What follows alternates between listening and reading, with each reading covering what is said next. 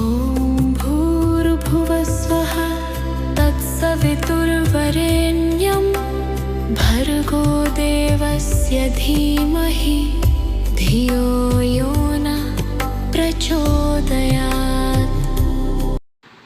পৃথিবীতে আমরা প্রচুর দেবদেবীর পুজো করি। হিন্দু ধর্মের প্রচুর দেবদেবীর মধ্যে অতি জাগ্রত দেবী হলেন দেবী কালিকা। এই ভারতে শুধু নয়, তিনি সারা পৃথিবী জুড়ে পূজিতা হন। এই ব্রহ্মাণ্ডের অধিষ্ঠাত্রী দেবী তিনি। আজ আমরা তার ব্যাপারেই জানব। কে সে? দুর্গা গেল, লক্ষ্মী এলো, এবার আসবে কালী। যে পথ দিয়ে আসছে কালী, সেই পথ দিয়েই ফিরছেন। একদিক দিয়ে উমার পা, অপর দিক দিয়ে মা কালীর পা। দুজনের পা দুজনের দিকে এগিয়ে আসছে।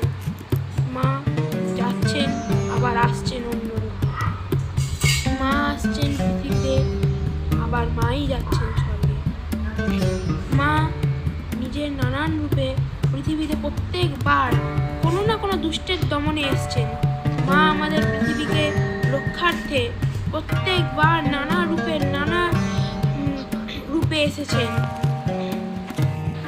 উমার বিদায় ও কালীর আগমন একই সাথে একই মুহূর্তে ঘটছে। মা কালীকে আমরা অমাবস্যা, দীপান্বিত অমাবস্যায় পূজা করি, যাকে আমরা দিওয়ালিও বলি। মা কালীর আরাধনার সারা রাত ভর হয়। মা কালী তান্ত্রিকের দেবী হলেও আজ থেকে প্রায় 400 বছর আগে মাকে নবদ্বীপের এক সাধক কৃষ্ণানন্দ আবমবাগীশ মায়ের স্বপ্ন পেয়েছিল যে পরের দিন ভোরবেলা সকালে উঠে সে প্রথম যে নারী মূর্তি দেখতে পাবে সেই হবে ঘরে ঘরে পূজিতা দক্ষিণা কালী। এবং সে পরের দিন সকালে গঙ্গা স্নান থেকে ফেরার সময় এক নারী মূর্তি দেখেছিল যে হাঁটুর ওপরে শাড়ি পরে তাকে দেখে লজ্জায় দাঁতে জিভ কাটছিল।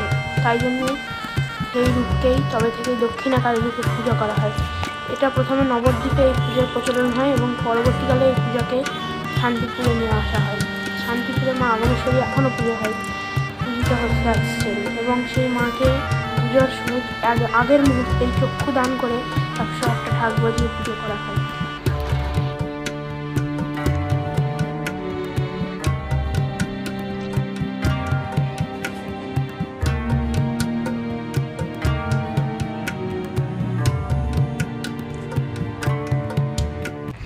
মা কালীর গাত্রবর্ণ কালো, ঘন মেঘের মতো কালো চুল। মায়ের বহু রূপ আছে, তার মধ্যে দুটি প্রচলিত রূপ হলো